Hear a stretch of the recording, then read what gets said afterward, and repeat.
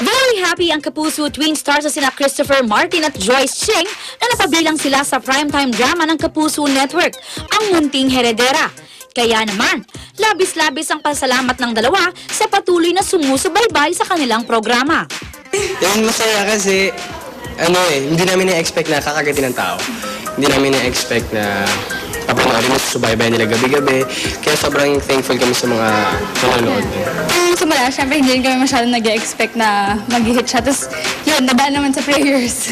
At dahil pansin na pansin ang pagiging click ng dalawa, mapa-on cam o off cam man, tinanong namin ang dalawa kung ano ba ang mga katangian na gusto nila sa isa't isa. Totoo siya sa sarili niya kasi. Yung, kumbaga, mahuli mo agad kung sino siya.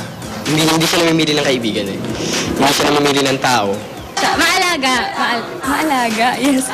Maalaga, gentleman, magaling kumanta, at saka, kung ano siya, yun siya. At dahil sa lumalalim na pagkakaibigan ng dalawa, hindi naman kaya may namumuo ng espesyal na pagtitinginan ng dalawa?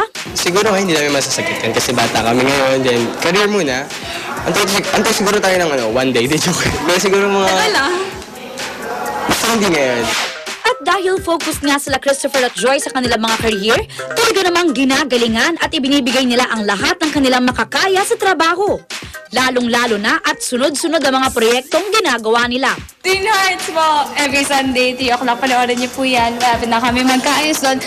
And Yan, yung movie po namin sa August 24, 2011. 2011, tama. August 24, 2011. Abangan nyo po. syempre yung Munting Heredera po, gabi-gabi po yan pagkatapos ng Amaya.